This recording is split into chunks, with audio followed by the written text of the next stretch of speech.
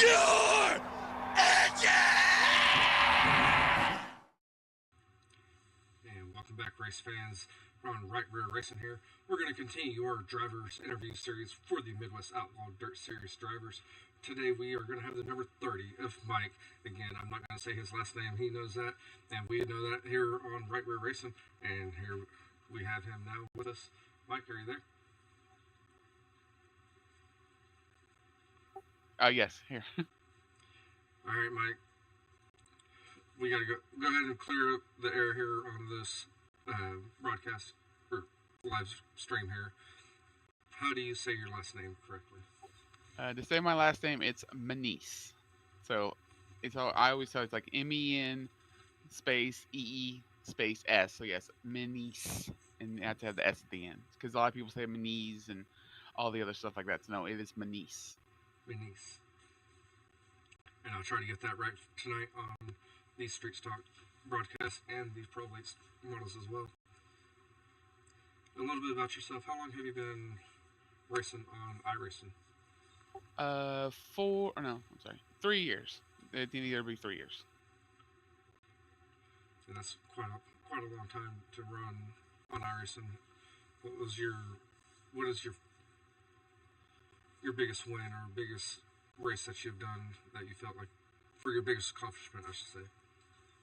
I don't know. I haven't won too many races. I guess I won a couple league races, but nothing like super duper official.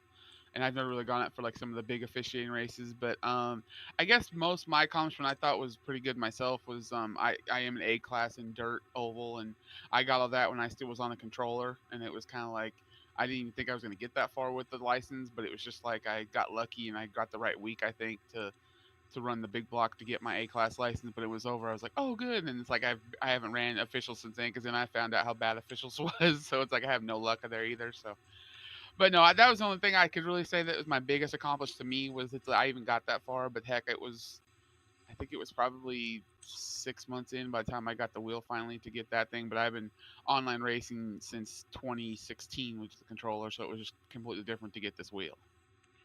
And that wheel makes a big difference, like you said there. It's probably a lot easier on the wheel than it is on the controller.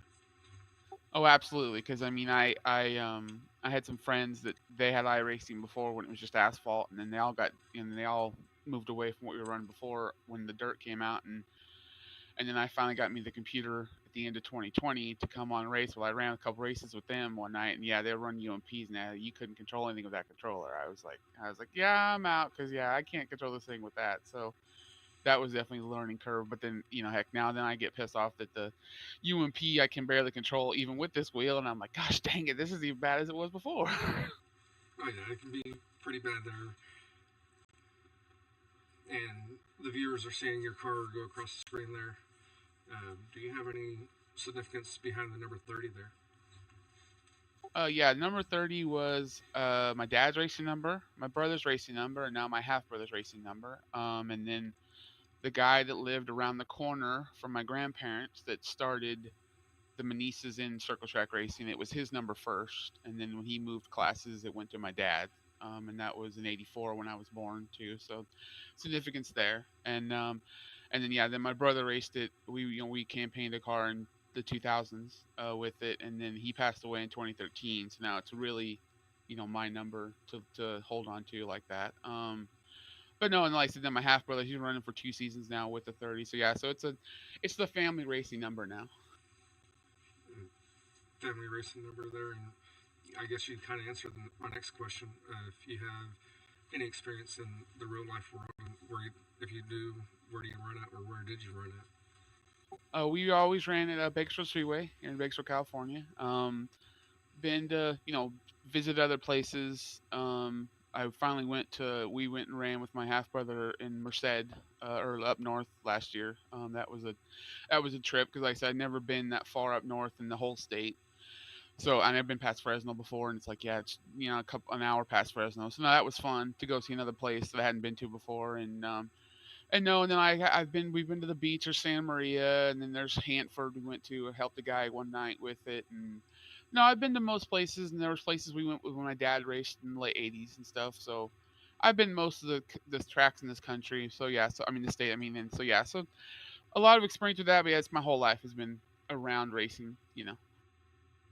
Yes, sir. I understand that. That's once you get that bug, you don't want to get rid of it, and it stays with you. It seems like it's almost like racing's a drug. Yeah, and then it's like when you're growing up, and it's literally your whole life is your whole family life is around that.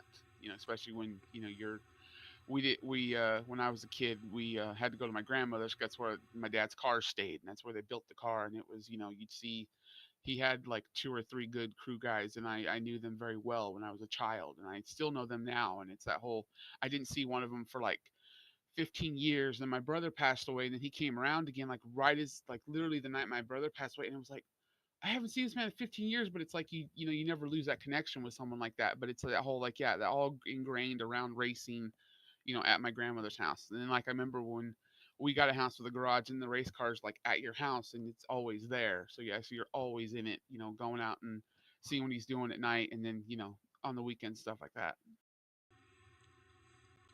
And I want to go back a little bit on what you said there.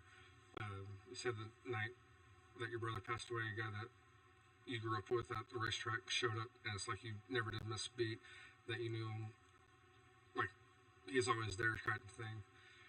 The racing community, to me, it feels like you can have this battle on the track that it's a love-hate relationship on the track, but as soon as you get off the track, no matter what, everyone's family in racing, in the racing community, and I'm sure you feel the same way.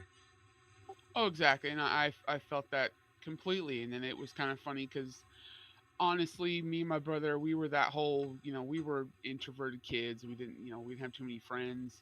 And then you go to the racetrack and you feel completely comfortable there. There's nothing, you wouldn't mind talking to somebody even though you don't know them. And I did that tons of times in my life. And it's that whole, well, I'd never talk to that person on the street, but I'm here. We have a same commonality. So there's nothing to be scared of. But then it's like, I remember towards the end of us together racing, it was that whole somebody come talk to you and it's like I don't know that guy, but it doesn't matter. But it's just that whole, oh my god, they're talking to us now, what did we do? And we literally looked at her one time, it's like, oh yeah, yeah, no, this is what happened to us tonight. And they're like, okay, go see you next week. It's like, oh wow, somebody wants to talk to us now. That's a little weird, but like I said, it's commonality.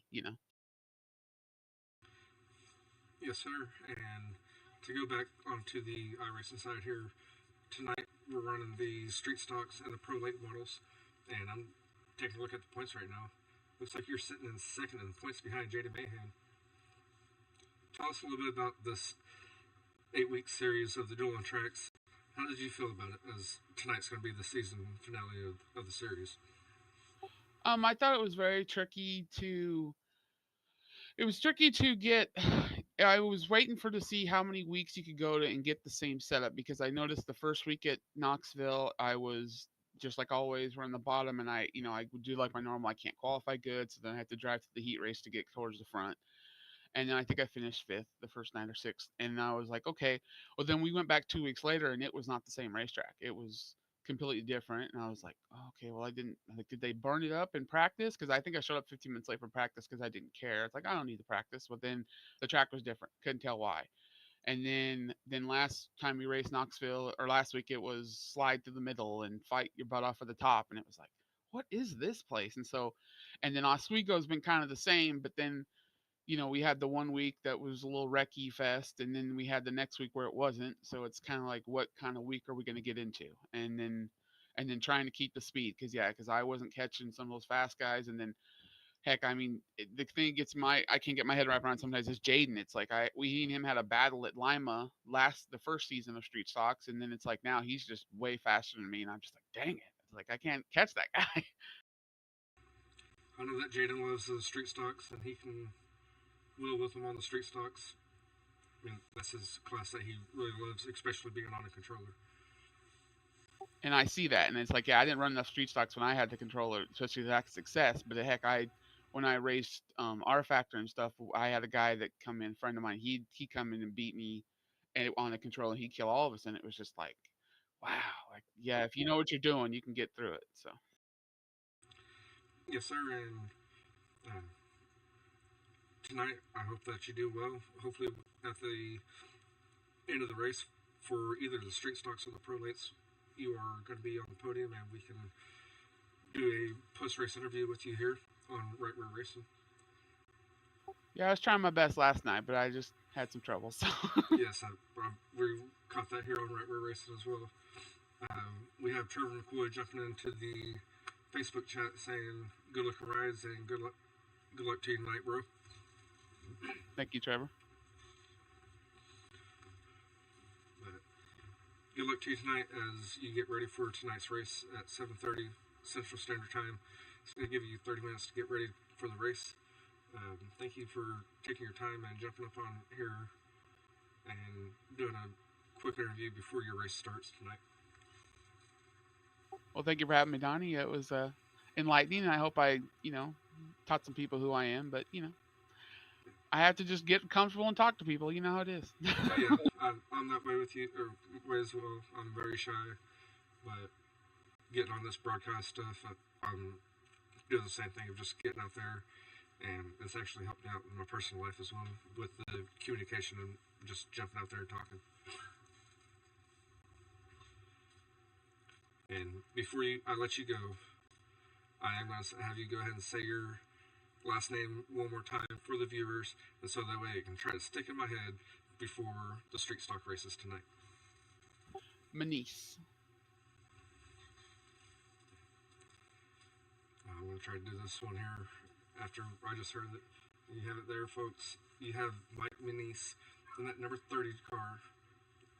You can catch him here on Right Rear Racing at 7:30 Central Standard Time for the street stock race. Immediately after that, we are going to go straight into the Pro Late models.